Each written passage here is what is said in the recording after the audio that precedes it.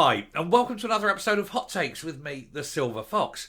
Last evening I did a quick flash video as the news broke that the government had commissioned a report into its minimum unit pricing of alcohol, and it concluded that A, it didn't work, B, it would lead more people to take illicit substances, C, it increased crimes such as shoplifting, and D, it impoverished ever more children.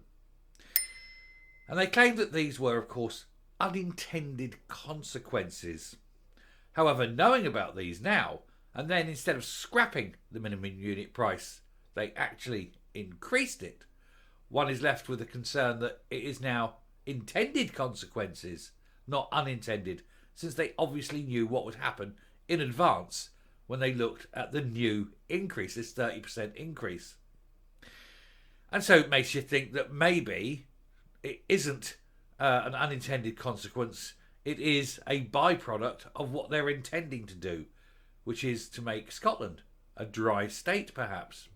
But we'll take a look at this, take a look at the report and see what they've concluded from that report, and then question why, knowing what they know, they actually increased the minimum unit price. Let's go.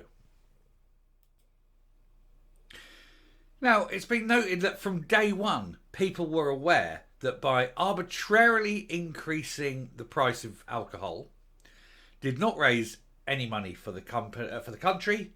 It made supermarkets richer, and it impoverished children, which was the big thing, because it was designed solely and specifically according to the government to help root out the problem drinkers. But instead, of course, it's punishing everyone. The very small percentage for whom it is a problem aren't helped, and the vast majority for whom it isn't a problem are punished. And therefore, it is not a cure for a problem. It is merely a prohibition imposed by a government that has an ethical problem with alcohol.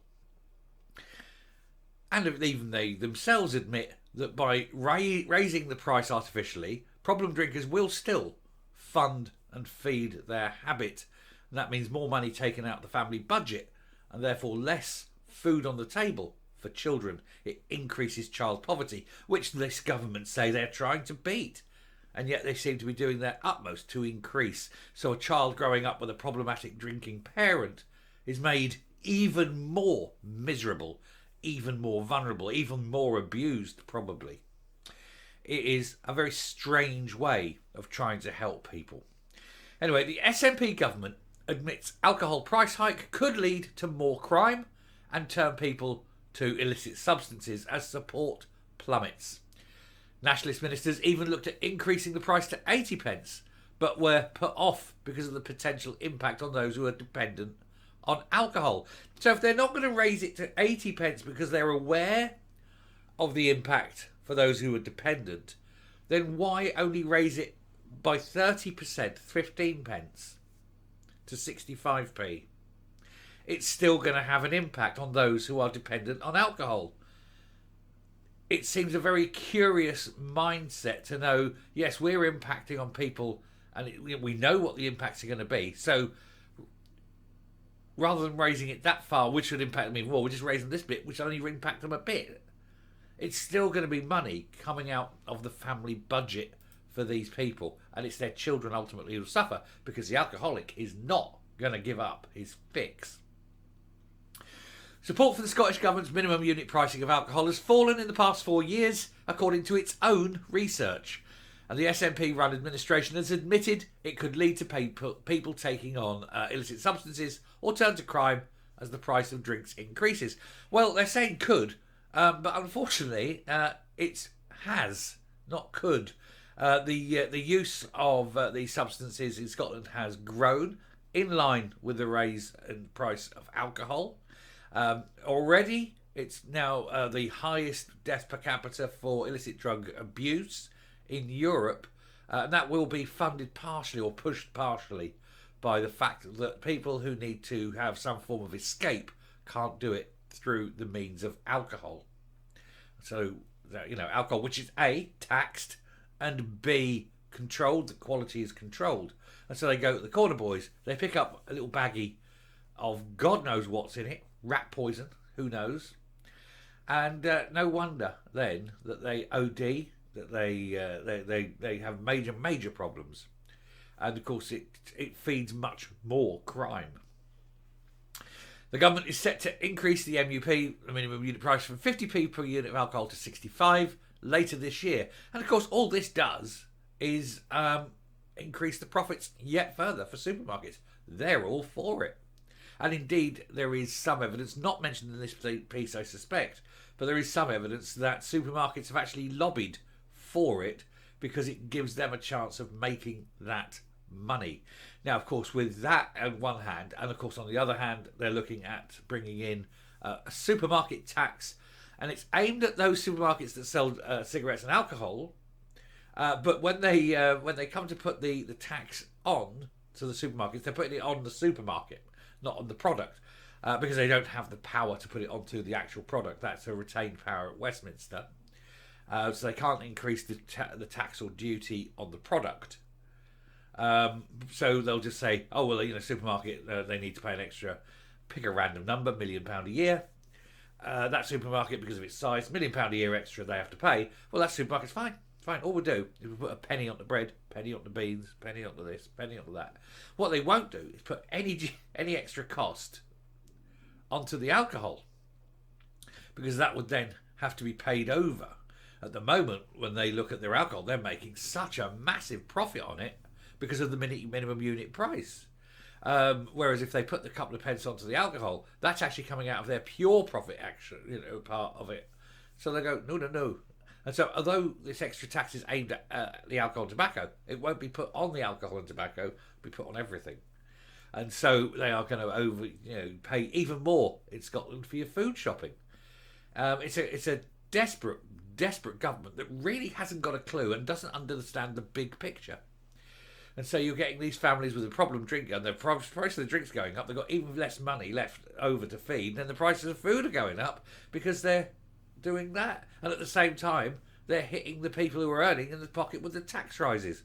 So you're getting even less money to begin with. So you're taking home less money, the food prices are going up, and you've got a problem drinker whose prices have just gone up as well. And you're the child in the family, and you're looking at the empty plate. Government. It's all policy, all of it. And it's joined up. They know exactly what they're doing. And we know they know because they're being told. Anyway, the policy has had public support since it was implemented in 2018, but is losing the backing of many Scots, and a new publication setting out the reasons for increasing the MUP by 15 pence has looked at the level of public support for policies. According to the Scottish Social Attitude Survey, 43% of respondents were in favour of MUP, with 38% against. But that compares with nearly 50% being in favour of it 6 years ago now, and just 27% being against it. So there's a swing to moving against it. The document also addresses concerns that the increasing cost of alcohol can lead people to chasing illegal highs. The paper states that respondents to a consultation exercise were worried about the shift of unintended consequences, including shoplifting, staff abuse, black market selling, and a shift to illicit substances. That's if alcohol was made unaffordable. Well, what you're already seeing is the white van man doing the runs down to south of the border, filling the van up with cheap booze and driving north and making their profit. It's already happening. And if you're going to increase the price even further, it's going to happen far more. You are going to get the Al Capones of this world. You're going to get all these runners, aren't you? That and moonshine.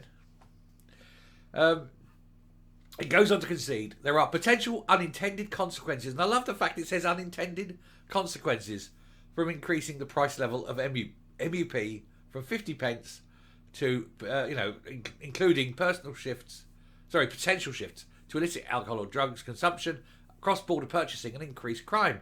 Generally, the potential for these to materialise is likely to increase as MUP levels increase and greater incentives are created to obtain cheaper alcohol or substitutes. So they know, they're admitting there that is the unintended consequence of doing it, and now they've gone ahead and done it. So it's not unintended anymore, they've known about it, and so if they go ahead with it, it's an intended consequence. They're doing it deliberately. They are absolutely doing it deliberately. While keeping MUP at 50p, scrapping it or raising it to 55 or 60 was rejected over fears the impact of the policy would decrease. Rises to 70, 75 and even 80p were examined. These were rejected due to the, quote, possibility of unintended consequences, such as the potential financial difficulties for dependent drinkers and increase in use of non-beverage alcohol. Oh yes, they don't want to increase the use of non-beverage alcohol because they'll be drinking terps. But they say, oh, that's an unintended consequence. They've admitted that they know about it and they're still doing it. It's not unintended. It's not. Scottish Government claims the policy has reduced alcohol-related harms, but that's bullshit. We know that because it's going to be pointed out that alcohol-related deaths have increased in Scotland since the policy was implemented. Yes, that's right. It's definitely helping. How? More people are dying. Is that the final goal? Coming up. They keep claiming these things are unintended consequences. They're not unintended if you know about them before you implement a policy and then go ahead and implement the policy. At that moment, everything that happens is intended because you knew it would happen. And so why, we have to ask, are they randomly increasing the price to increase the profits of supermarkets and increase the level of misery and poverty of children of problem drinkers? And what good does it do? It's making the problem worse.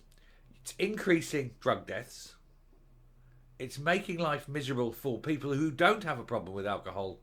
And so my final conclusion is it's got nothing to do with any claim that they make and is purely them stepping stones, salami slicing their way to making Scotland a dry state. Hopefully so that it doesn't offend all the new Scots that are on their way.